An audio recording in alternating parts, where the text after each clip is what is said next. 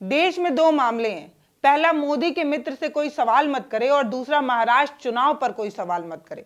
लेकिन जनता इन्हीं मुद्दों पर बात करना चाहती है। लेकिन कुछ ऐसे लोग हैं जो ये चाहते हैं कि जनता अजमेर पर बात करे, जनता संभल की जामा मस्जिद पर बात करे और ये बात करे कि ये दोनों मस्जिद जो है वो हिंदू मंदिर है। इस तरीके की बात देश में हो, कुछ लोग ऐसा चाहते हैं। संभल केस में चीफ जस्टिस संजीव खन्ना के आदेश के बाद कुछ लोग यही अंदाजा लगा रहे हैं, वरना आप सोच कर देखिए कि संभल और अजमेर की अदालतों को कानून का पता नहीं होगा क्या, कि देश में इस तरीके के कानून पहले से मौजूद हैं और इस तरीके का फैसला देश में नहीं आना चाहिए। ये बात तो कोर्ट को भी पता होगी, लेकिन जानबूझकर इस तरीके की हवा देने का मतलब क्या है। आप देख रहे हैं भारत एक नई सोच और मैं हूं पल्लवी। सुप्रीम कोर्ट ने शुक्रवार को संभल की जामा मस्जिद मामले में आगे की कार्रवाई पर रोक लगा दी। कोर्ट ने आदेश दिया कि मस्जिद का जो भी सर्वे रिपोर्ट है वो खोला नहीं जाएगा। 8 जनवरी तक कोई भी एक्शन नहीं लिया जाएगा। क्यों? क्योंकि संभल में तनाव है और वहां पर शांति व्यवस्था जरूरी है। शांति जरूरी है, इसलिए इस तरीके की कोई भी रिपोर्ट पब्लिक में नहीं जानी चाहिए। सुप्रीम कोर्ट ने मस्जिद कमेटी को इलाहाबाद हाईकोर्ट जाने को भी कहा है और कहा है कि जब तक हाईकोर्ट में मस्जिद की याचिका दाखिल ना हो जाए तब तक कोई भी एक्शन नहीं लिया जाएगा। ले देकर जब तक मस्जिद कमेटी कोर्ट नहीं पहुंच जाती तब तक ना तो मस्जिद गिराने की कोई बात होगी और ना वहां पर मंदिर है इस तरीके की कोई पुष्टि की जाएगी। संभल के दंगे में 4 लोगों की मौत हुई। अब सवाल यही है कि उस मौत का जिम्मेदार कौन है? क्या वो जज जिसने आनन फानन में इस तरीके का फैसला दिया, या यूपी प्रशासन जिन्होंने जल्दीबाजी में सर्वे कराया, या फिर हिंदुत्व के वो ठेकेदार जिन्होंने हर मस्जिद के नीचे मंदिर खोजने की आदत बना ली है, या ये कह लीजिए कि ठेका ले लिया है?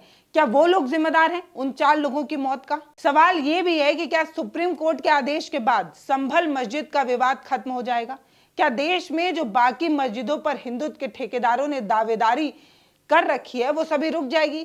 क्या सबसे बड़ा सवाल तो यही है कि सुप्रीम कोर्ट ने जो रोक लगाई है उससे अजमेर शरीफ के दरगाह पर लगाई गई याचिका पर कोई असर दिखेगा भी या नहीं? या ये मान लिया जाए कि अजमेर शरीफ पर जब तक कोई फैसला नहीं आ जाता तब तक सुप्रीम कोर्ट, हाई कोर्ट किसी का कोई मतलब नहीं है। हिंदू पक्ष ये दावा कर रहा है कि संभल की जामा मस्जिद दरअसल हरिहर मंदिर है और चंदौली की कोर्ट ने हिंदू पक्ष की याचिका को स्वीकार करते हुए सर्वे का आदेश भी दे दिया। सर्वे के बाद भड़की हिंसा और 4 लोगों की मौत हो गई। इस मौत का जिम्मेदार कौन है और किसे माना जाना चाहिए? सवाल की सुई बार बार आकर वहीं पर रुक जाती है। अब विस्तार से आपको बताने जा रहे हैं कि संभल के मामले में सुप्रीम कोर्ट ने दरअसल कहा क्या, कि जिसके बाद ये माना जा रहा है कि दरअसल हिंसा की ये जो आग भड़काई जा रही है उसमें कुछ दिन तक तो अब कोई घी नहीं डाल पाएगा। कोर्ट ने कहा है कि मस्जिद की जो सर्वे रिपोर्ट है वो खोली नहीं जाएगी, उसे सार्वजनिक नहीं किया जाएगा, उसे पूर्णतः सील बंद रखा जाएगा। चीफ जस्टिस ने कहा है कि मामला सही है या गलत है, मामले में क्या कुछ है यह भी देखना बाकी है।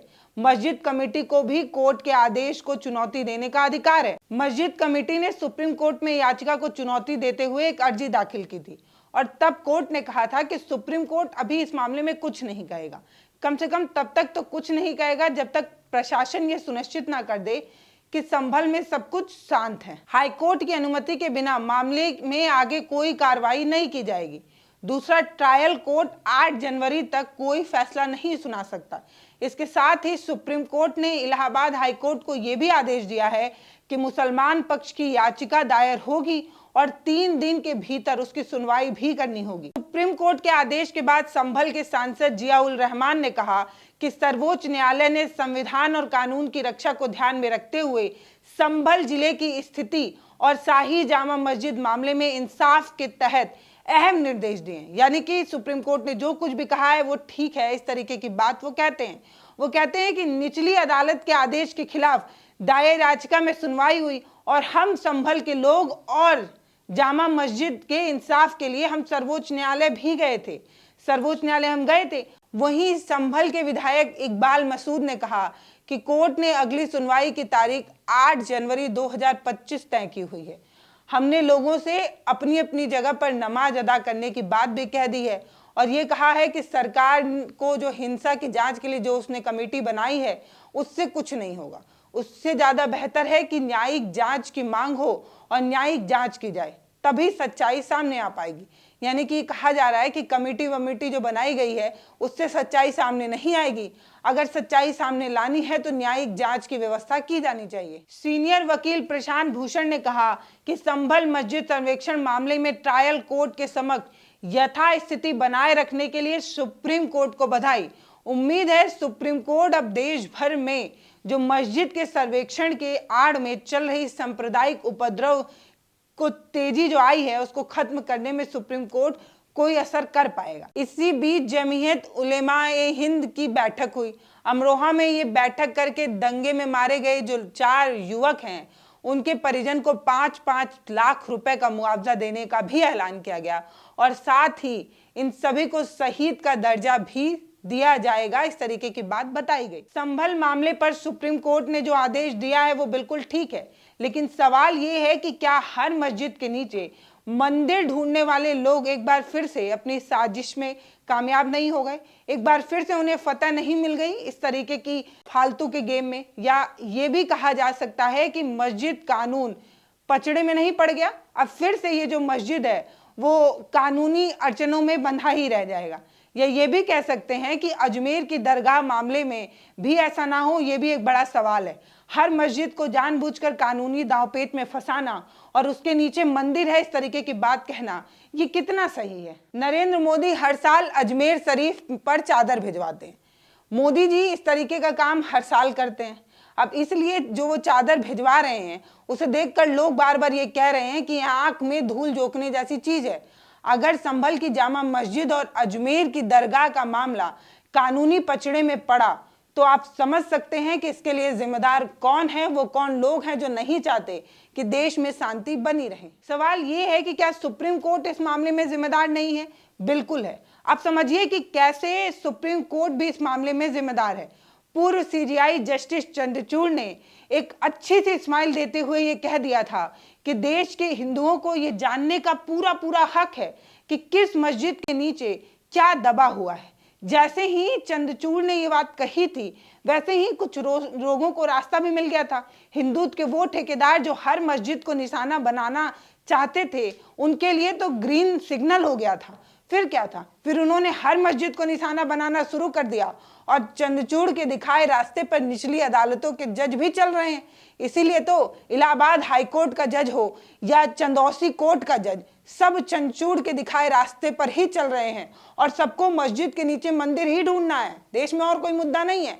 सबको ये जान लेना है कि किस मस्जिद के नीचे कौन सा मंदिर दबा हुआ था और उस मंदिर की अपनी इतिहास क्या है। याद रखिए कि प्रार्थना स्थल कानून 1991 का मतलब ये है कि 15 अगस्त 1947 के बाद जो इमारत जिस अवस्था में है, जिस तरीके से है, उसको उसी तरीके से बरकरार रखना होगा। धार्मिक परिवर्तन नहीं होगा। यानी कि जिस कैरेक्टर में जो इमारत है उसको उसी कैरेक्टर में बरकरार रखा जाएगा। इस कानून का सेक्शन 3 किसी भी पूजा स्थल के कैरेक्टर में बदलाव को रोकता है। यानी कि अगर कोई इबादत करने की जगह है, अगर कोई दरगाह है या मस्जिद है, वो मस्जिद ही रहेगी और कोई मंदिर है तो वो मंदिर ही रहेगा। यही कानून 1991 में कांग्रेस के इलेक्शन मैनिफेस्टो का हिस्सा था। इसका मकसद था कि पूजा स्थानों को लेकर देश भर में जो बवाल चल रहा है, जो विवाद चल रहा है, वो हमेशा के लिए थम जाए। संसद में जब ये बिल पेश हुआ तब तत्कालीन होम मिनिस्टर एस.बी. पाटिल ने ये कहा था कि ये कानून देश के लिए बहुत जरूरी है और देश की गंगा जमुना तहजीब को बचाए रखने के लिए, भाईचारे को मजबूत करने के लिए इस कानून की बहुत आवश्यकता है। जब ये कानून बना था तो अयोध्या केस इससे बाहर रखा गया था क्योंकि वह केस पहले से अदालत में था।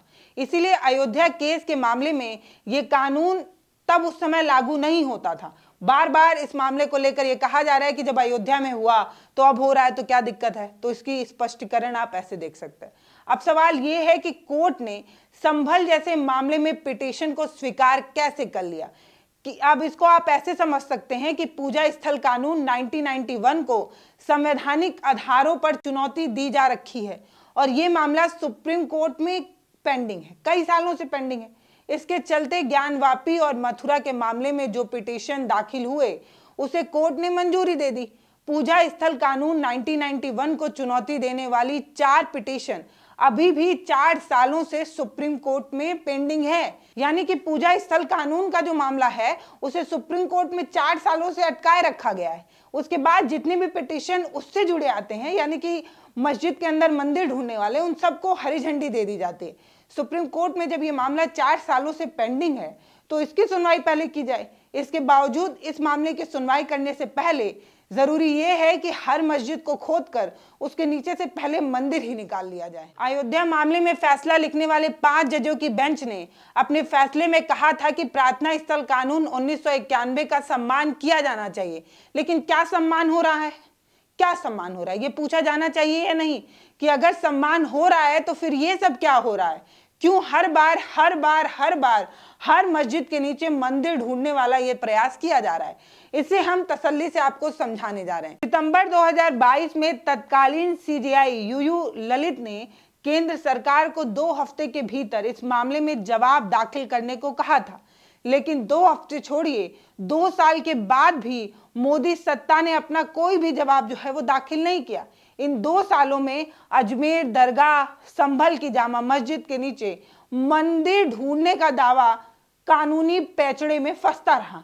और यही क्यों? अलग अलग मामले बार बार उठाए जाते हैं। अब सवाल ये है कि क्या 2 सालों में मोदी सरकार ने कोर्ट में इसलिए अपना जवाब दाखिल नहीं किया ताकि कुछ लोगों को हर मस्जिद के नीचे मंदिर ढूंढना था? अयोध्या मामले में फैसला लिखने वाले जस्टिस चंद्रचूड़ की अगुवाई में सुप्रीम कोर्ट ने संभल जैसे मामले का रास्ता खोल दिया है। तभी तो हर मस्जिद के नीचे बार बार मंदिर ढूंढने का तलाश किया जाता है। ज्ञानवापी मामला जब सुप्रीम कोर्ट पहुंचा तो जजों ने एक नया ही रूल बना दिया और यहीं से जिला अदालतों के लिए ऐसी याचिका पर सुनवाई करना आसान हो गया। मई 2022 में जस्टिस DY चंद्रचूड़ ने कहा कि 1991 पूजा स्थल कानून के तहत किसी भी धार्मिक स्थल के स्वभाव के साथ छेड़छाड़ नहीं की जा सकती, उसका स्वरूप नहीं बदला जा सकता। लेकिन किसी भी धार्मिक स्थल के चरित्र का पता लगाना तो गलत नहीं है और ये कानून इस चीज के लिए रोकता भी नहीं है। साथ ही कानून की धारा 3 और 4 का उल्लंघन भी नहीं होता है। इसका मतलब ये है कि किसी भी धार्मिक स्थल की संरचना को जांचने की इजाजत कोर्ट देती रहेगी, है ना? इसका मतलब तो यही निकलता है कि संरचना को जांचने की अनुमति दी जाती रहेगी। इसके बावजूद भी धार्मिक स्थल का स्वभाव नहीं बदला जा सकता और यहीं से जिला अदालतों को भी आगे बढ़ने का मौका मिलता रहा। उनके लिए भी रास्ता खुल गया। जब बड़ी बड़ी अदालतों के बड़े बड़े जज इस तरीके का फैसला लेंगे तो छोटी अदालतों और जिला अदालतों के जज क्यों ये फैसला ना लें? मथुरा और ज्ञानवापी मामले में मस्जिद कमेटी ने पूजा स्थल कानून 1991 के इंटरप्रिटेशन को चैलेंज किया था, लेकिन सुप्रीम कोर्ट ने अभी तक फैसला नहीं सुनाया। उसकी कोई सुनवाई नहीं हुई है, अभी तक नहीं हुई है।